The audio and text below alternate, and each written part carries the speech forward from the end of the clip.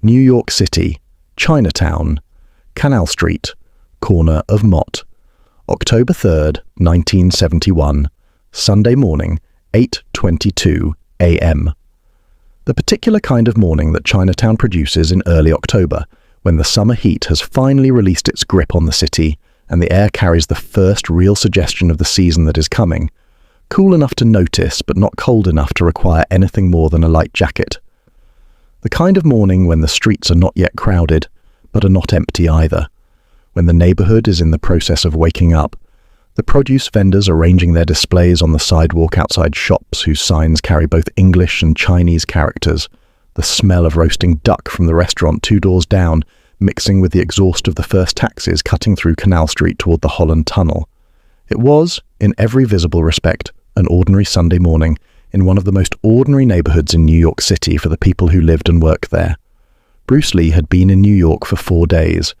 He was there for meetings with a film distributor whose offices were on the 43rd floor of a building on 6th Avenue, meetings that had gone well enough that there would likely be additional meetings before the week was out. He was staying at a small hotel 6 blocks from Canal Street, a hotel chosen not for its reputation or its amenities, but because it was quiet and because the man at the front desk had not recognized him when he checked in, which in the autumn of 1971 was something that required more deliberate effort to arrange than it had 2 years earlier. He was 30 years old, 5 feet 7 inches, 140 pounds. He was wearing a blue short-sleeved shirt, plain trousers, and shoes that belonged in an office rather than on the streets of Chinatown at 8:22 on a Sunday morning. In his left hand, he carried a black briefcase that contained 3 documents. The first was a contract addendum requiring a signature before noon on Monday. The second was a treatment for a film project he had been developing for 8 months that he had been revising in his hotel room the previous night and had brought with him because the revision was not finished. The third was a folder stamped with the words MOTH Project Confidential, a preliminary development document for a production concept that he had not yet shared with anyone and that he intended to keep that way until it was ready. He had left the hotel at 8:15 with the intention of walking to a tea house on Pell Street that he had visited on his previous trip to New York and that served a specific preparation of oolong tea that he had not been able to find anywhere in Los Angeles. It was a 7-minute walk. He had done it twice before without incident. He was not thinking about anything in particular as he walked, which was itself a condition he had spent years learning to achieve, the ability to move through an environment without the constant internal commentary that most people generated automatically, present to what was actually around him, rather than to the ongoing narration of what it meant. He heard the motorcycles before he saw them, not because they were especially loud, because his awareness, which operated below the level of conscious thought and processed information faster than conscious thought could organize it, registered something in the sound of those engines that was different from the background sound of Canal Street traffic. A pattern, a convergence, the particular acoustic signature of multiple vehicles adjusting their approach in coordination rather than moving independently through the same space. He processed this information in less time than it takes to describe it. He did not stop walking. He did not turn his head. He simply allowed the information to settle into the part of him that handled such things and continued moving toward Pell Street with the same unhurried pace he had maintained since leaving the hotel. 3 motorcycles came around the corner from Mott Street in a formation that was not accidental. They spread across the width of Canal Street in a line that blocked forward movement and angled inward in a way that also covered retreat. The riders were wearing helmets and leather jackets, dark clothing chosen without any of the bright details that distinguished recreational riders from men who were using their machines as instruments of something other than transportation. The lead rider, a broad-shouldered man on a heavy Triumph, whose throttle he controlled with the practiced ease of someone who had done this before, brought his bike to a stop 8 feet in front of Bruce Lee and looked at him through the visor of his helmet with the flat, evaluating stare of someone who has selected a target and is now confirming the selection. The 2 riders behind him stopped their machines on either side, completing the enclosure. 20 feet away on the sidewalk, a woman carrying a paper bag from the grocery store stopped walking and stood very still. Across the street, a man who had been loading boxes from a delivery van straightened up and watched without moving. A young couple who had been walking toward Canal Street from the direction of the Manhattan Bridge slowed and then stopped entirely, understanding from the geometry of what they were looking at that the space between them and wherever they were going had just become a different kind of space. Bruce Lee stood in the middle of Canal Street with his briefcase in his left hand and looked at the three men on motorcycles with an expression that contained nothing that any of them expected to see there. The lead rider pulled off his helmet. He was 38 years old, broad across the shoulders, with a particular physical density that comes not from deliberate athletic training, but from a life spent doing physical work and not being careful about it. His name was Danny Kowalski. He had been running a theft and intimidation operation out of the Lower East Side for 11 years, an operation that had survived 11 years because Danny Kowalski understood, with the practical intelligence of a man who had never once been confused about what he was, exactly how much force to apply in any given situation to produce the result he wanted without producing consequences he did not want. He looked at Bruce Lee the way he looked at every target before an operation, quickly, thoroughly, cataloguing what he saw with the efficient assessment of someone who had done this hundreds of times and had developed reliable instincts about how a situation was going to go based on what the target looked like when they first understood what was happening to them. What he saw was a small man in a blue shirt holding a briefcase. What he read from the small man in the blue shirt was nothing that matched any category in his 11 years of operational experience. The man was not frozen. He was not performing calm for the audience of bystanders gathering at the edges of the street. He was not calculating the odds of running or looking for an escape route. He was standing in the middle of Canal Street with his briefcase in his left hand, looking at Danny Kowalski with the expression of a man who has been presented with new information and is considering it carefully before deciding what to do with it. Danny had never seen that expression on a target before. He filed the observation away and proceeded anyway, because the operation was straightforward and the target was 140 pounds, and there were three of them, and one of him, and the mathematics of the situation were not complicated regardless of what expression the man was wearing. He stepped off his bike. "The briefcase," Danny said. His voice was the voice he used for this, flat and carrying and designed to reach the person it was directed at, and everyone within 20 feet simultaneously, to communicate the seriousness of the situation not just to the target, but to every witness present, so that every witness present understood that intervention was not a reasonable option. "Put it down and walk away. Nobody gets hurt." Bruce Lee looked at him for a moment. Then he looked at the briefcase in his own left hand, as though he was considering Danny's suggestion with genuine open-minded attention, the way a person looks at something when they are actually thinking about what to do with it, rather than buying time. He looked back at Danny. "No," Bruce said. The word landed on Canal Street with a weight that was completely disproportionate to its size. One syllable. Delivered at a normal conversational volume, not loud, not aggressive, not performing defiance for the watching bystanders. Simply a clear, direct answer to a clear, direct request. The answer that the situation called for, delivered without decoration and without any apparent awareness that it was an answer that required courage to give. Danny stared at him. In 11 years, nobody had ever said no. Not like that. Not with that particular quality of complete absence of fear that made the word sound not like bravery but like a statement of simple fact. Like telling someone the sky was blue. Not a performance of resolve. Not the shaking defiance of someone who was scared but was choosing to stand their ground anyway. The answer of a man who had looked at the situation and arrived at no through the same calm process he would have used to answer any other question. Danny looked at his two partners. The partner on his left, a younger man named Richie, who had been running with Danny for 3 years, had his eyes on Bruce Lee with an expression that Danny recognized as the early stages of the same uncertainty he was feeling himself and did not want to feel. The partner on his right, an older man named Carl, who had been doing this longer than both of them, was watching Bruce with the particular stillness of an experienced predator who has encountered something that does not fit the expected profile of prey and is recalibrating. Danny looked back at Bruce Lee. "Son," Danny said, allowing a patience into his voice that was more threatening than anger would have been, because it communicated that he had time for this, and that the outcome was not in doubt, and that Bruce Lee's refusal was simply a delay rather than a genuine variable in what was going to happen.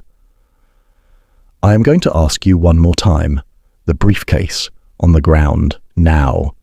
Bruce Lee shifted the briefcase from his left hand to his right. It was a small movement, a practical adjustment, the kind a person makes when they are redistributing weight or preparing to set something down. Danny's eyes followed it the way a professional's eyes follow any movement a target makes during an operation, tracking it for information about intention. He found no information about intention. What he found instead was that by the time his eyes had finished tracking the briefcase from one hand to the other and returned to Bruce Lee's face, something about the geometry of the space between them had changed in a way he could not immediately account for. Bruce Lee was no longer standing where he had been standing. He was standing somewhere else, and it had happened between one blink and the next. Danny Kowalski had been in enough situations over 11 years to know that the way a person moved told you more about them than anything they said. Words could be constructed, expressions could be managed, but movement, especially movement under pressure, was honest in a way that nothing else was. It revealed what a person actually was underneath whatever they were presenting. What he had just seen Bruce Lee do could not be processed within any framework his 11 years had built. The briefcase had moved from one hand to the other. His eyes had tracked it, and in the interval between when his eyes tracked the briefcase and when they returned to Bruce Lee's face, Bruce Lee had moved from a position 8 feet in front of Danny to a position that was 3 feet to Danny's left and slightly behind him. Not significantly behind. Enough. The kind of positional adjustment that changed everything about the geometry of the confrontation without appearing, from the outside, to have required any particular effort or any unusual speed. Danny turned. He did it the way he did everything in operational situations, without rush, with the controlled deliberateness of a man who understood that reacting with visible surprise was a form of giving something away that he preferred to keep. He turned and faced Bruce Lee and looked at him with eyes that were working harder than they had been 30 seconds ago. Bruce Lee was standing 3 feet away looking back at him, with the same expression he had been wearing since the moment the motorcycles came around the corner. Not triumph. Not the satisfied expression of someone who has just demonstrated something impressive and knows it. The expression of a man who is simply continuing to be present in the situation as it develops, without investment in any particular outcome, without the need to perform anything for anyone. Danny's two partners had both moved. Richie had come off his bike and was standing 10 feet to Bruce's right, trying to re-establish the enclosure that Bruce's movement had broken. Carl had not moved from his bike, but had repositioned himself in a way that covered the most obvious withdrawal route down the side street toward Mott. They were professionals. They understood geometry, and they understood that the geometry had shifted, and they were adjusting without needing to discuss it. The bystanders on the sidewalk had not moved. The woman with the grocery bag was still standing exactly where she had stopped. The man from the delivery van had taken 2 steps closer. The young couple had not moved at all. 4 more people had stopped on the periphery of the scene in the way that people stop when urban instinct tells them that the space they are about to enter contains something that has not finished happening yet. Danny made a decision. He had made this kind of decision hundreds of times. Not always the same decision. The right decision depended on accurate reading of the situation, and Danny Kowalski's ability to read situations accurately was the most valuable professional asset he possessed. What he was reading now was unusual. The target had moved in a way he could not account for. The target had declined to comply in a way that did not fit any profile of resistance he had previously encountered. The target was standing 3 feet away looking at him with an expression that Danny could not find the right word for, even in the privacy of his own head. But the target was still 140 pounds. Danny was 210. Richie was 190. Carl was 225. The numbers had not changed, and in 11 years of doing this, the numbers had never been wrong. He moved toward Bruce Lee. He came with his left shoulder forward and his right side protected, the natural fighting stance of a man who had spent enough time in physical confrontations to have developed a default posture without ever receiving formal training. It was not a boxer's stance. It was not a wrestler's stance. It was the stance of a street fighter, developed entirely through experience, carrying in its geometry the accumulated information of everything that had worked for Danny Kowalski over 11 years of situations where things needed to work. He closed the distance to 2 feet. He reached for the briefcase with his right hand. His right hand travelled approximately 14 inches before it encountered something that was not the briefcase. What it encountered was Bruce Lee's left forearm, which was in a position it had not been in when Danny's hand began its movement, which meant that Bruce's arm had moved from one position to another in the same interval of time that Danny's hand had moved 14 inches, which should have been impossible given the starting positions of both limbs and the distance each had to travel. Danny's hand did not reach the briefcase. It did not reach anything. It completed approximately 2/3 of its intended travel, and then stopped. Not because Bruce had applied force to stop it, not because of any blocking technique that Danny's body could register as resistance, but because the arm that his hand was trying to reach past was positioned with such geometric precision relative to Danny's own arm that Danny's reach simply ran out before it reached its target, the way a key runs out of length before it reaches a lock that has been placed 3 inches further away than the key is long. Danny stood with his arm extended and his hand open and nothing in it. He looked at Bruce Lee from a distance of approximately 18 inches. Bruce Lee looked back at him. The expression had not changed. The briefcase was still in Bruce's right hand. Behind Danny, Richie had moved closer. Carl had come off his bike. The enclosure was tighter now than it had been when the 3 motorcycles first came around the corner. The numbers were still the same. 3-1, 210 pounds to 140. Danny reset his arm and looked at the situation with the accurate professional eyes that had kept him operational for 11 years. Something was wrong with the numbers. He could not yet identify exactly what it was, but something was wrong with the numbers. Carl came off his bike. This was significant. Carl did not come off his bike in operations unless the situation had developed beyond what the initial approach was designed to handle. He was the most experienced of the 3, the one whose operational judgment Danny trusted most completely, and when Carl made a decision it was because the situation had provided him with information that required a response beyond what was already in place. He came around the front of his motorcycle with the particular economy of movement of a man who has been in enough physical situations to have shed everything unnecessary from the way he moved. No wasted motion, no performance. He positioned himself 8 feet behind Bruce Lee, completing a triangle that had Danny at the front and Richie to the right and Carl at the back, a configuration that left no direction from which Bruce could move without moving toward one of them.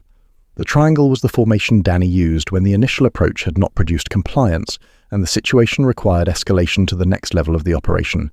In 11 years, he had deployed it perhaps 30 times.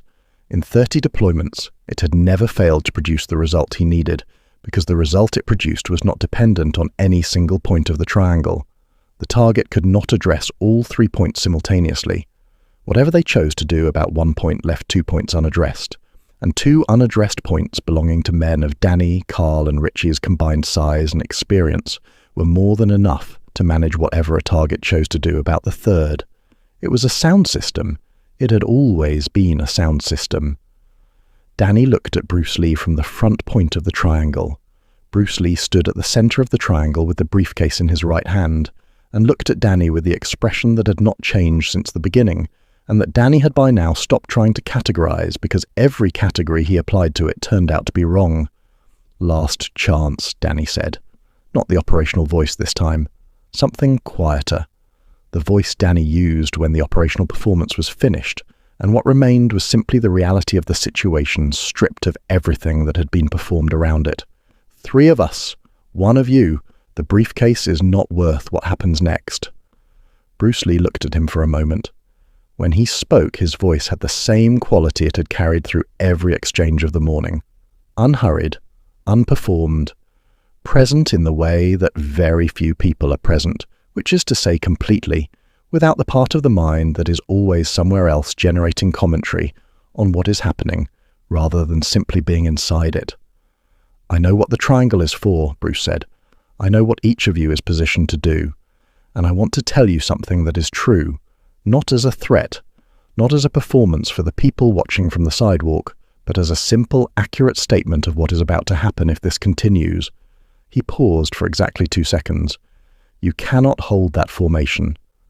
Danny stared at him. "You cannot hold it," Bruce continued, because a formation requires each point to maintain its position relative to the other two. The moment any point moves, the formation changes, and I can move any point I choose before the other two can respond. Not because I am faster in the way that word is usually meant, because I am already inside the interval between your decision and your action. By the time any one of you has decided to move, I've already responded to that decision. The formation only works against someone who is outside it. I am not outside it. The Canal Street bystanders had grown to approximately 20 people now. None of them were moving.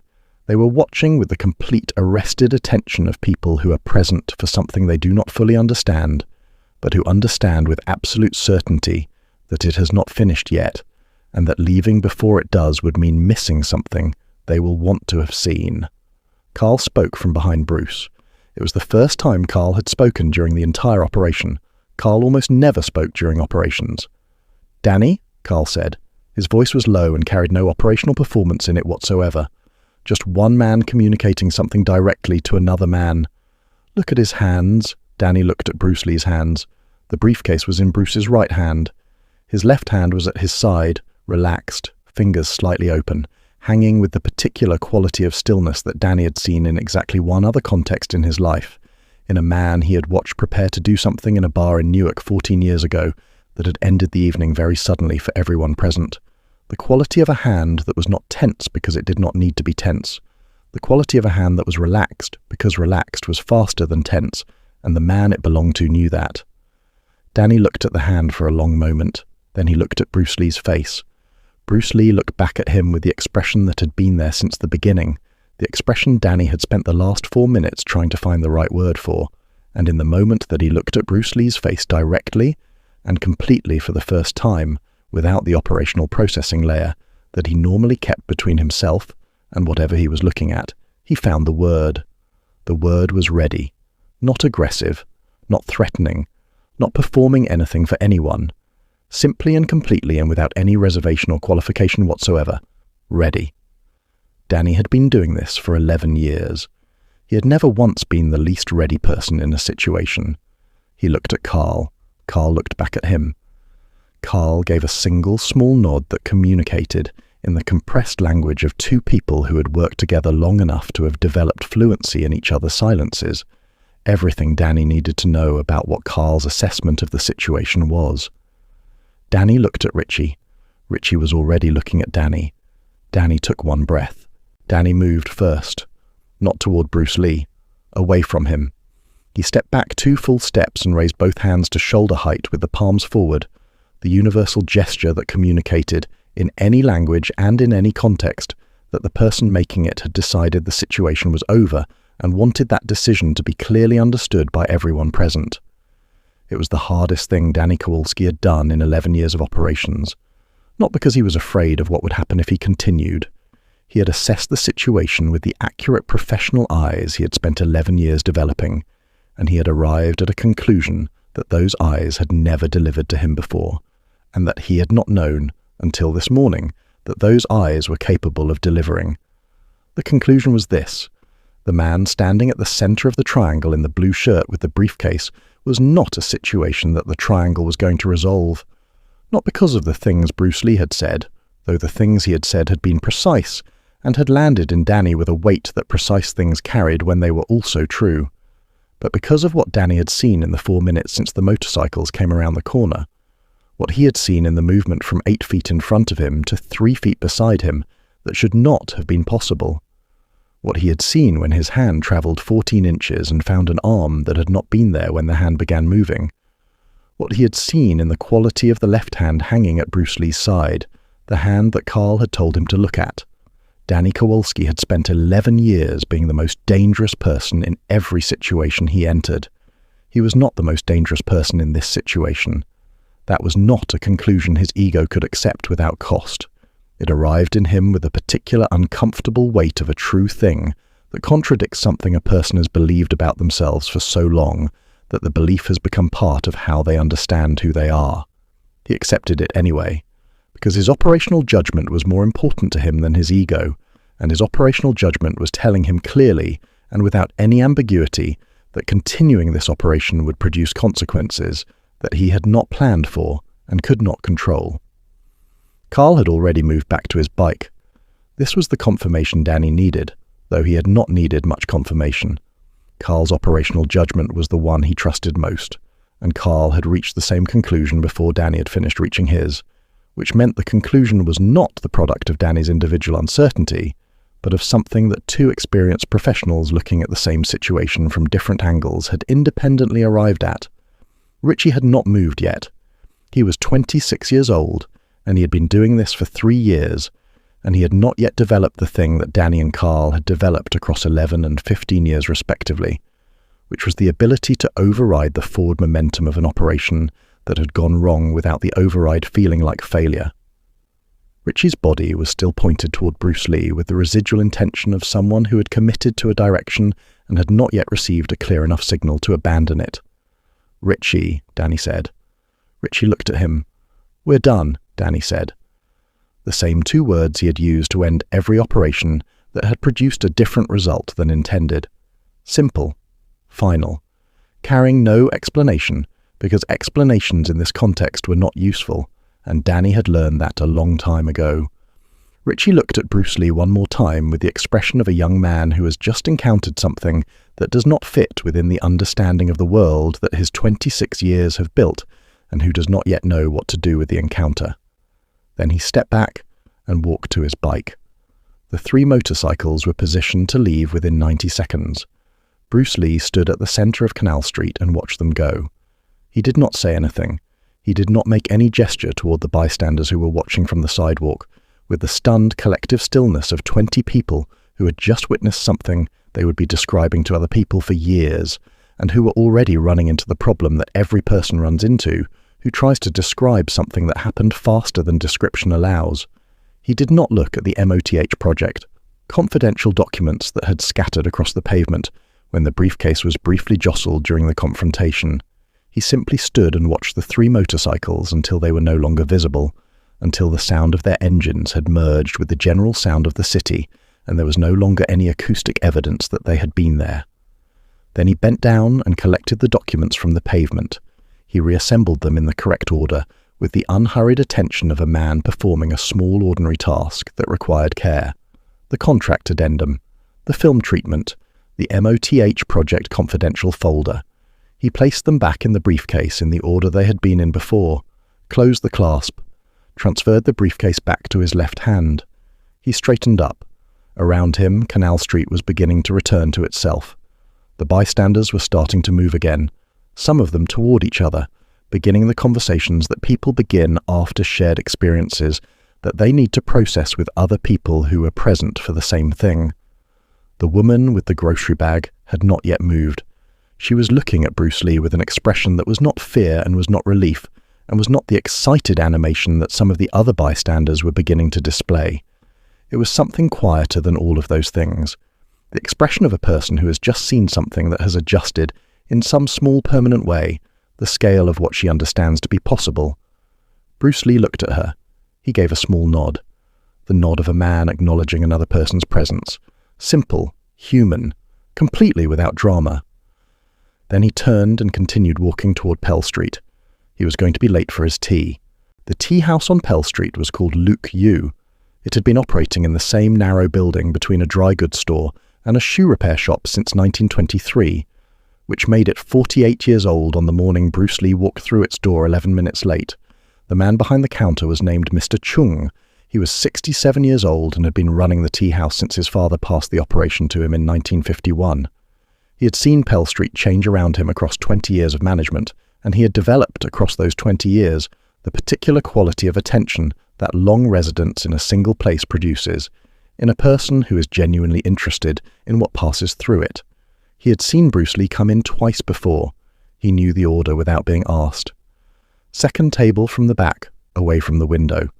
The oolong preparation that took 11 minutes and was not on the written menu because Mr. Chung only made it for people who knew to ask for it, and Bruce Lee had known to ask for it on his first visit 18 months ago, which had told Mr. Chung something about Bruce Lee that most people took considerably longer to communicate. He began preparing the tea without a word when Bruce sat down. Bruce placed the briefcase on the floor beside his chair. straightened the documents that had been slightly disordered by the Canal Street incident without opening the briefcase to do so, then placed both hands flat on the table and sat with the quality of stillness that was his default resting state, the state he returned to when nothing external was making demands on him. He was thinking about Danny Kowalski, not with any residual alertness from the confrontation. The confrontation was over, and his system had released its operational readiness the moment the last motorcycle engine had merged into the Canal Street traffic, and there was no longer anything present that required it. He was thinking about Danny Kowalski, the way he thought about everyone he encountered who showed him something worth thinking about, which was as a person who had revealed, through the specific way they had behaved in a specific situation, something true and instructive about the relationship between experience and understanding. Danny Kowalski had 11 years of operational experience, and he had used that experience well. He had read the situation accurately. He had deployed a sound formation. He had escalated appropriately when the initial approach produced no result. He had adjusted when adjustment was necessary. And when the moment came where his accurate professional assessment delivered a conclusion that required him to override 11 years of forward momentum and walk away from a situation that his numbers said he should be able to control, he had done that too, without anger, without saving face, with the clean, practical clarity of a man whose judgment was more important to him than his ego. That last part was not nothing. Bruce had encountered men with more physical capability than Danny Kowalski, who had been unable to do what Danny had done in that final moment, who had allowed pride to override judgment and had pressed forward into situations their accurate assessment told them they could not control, because pressing forward felt better than walking away regardless of what the assessment said. Danny had walked away.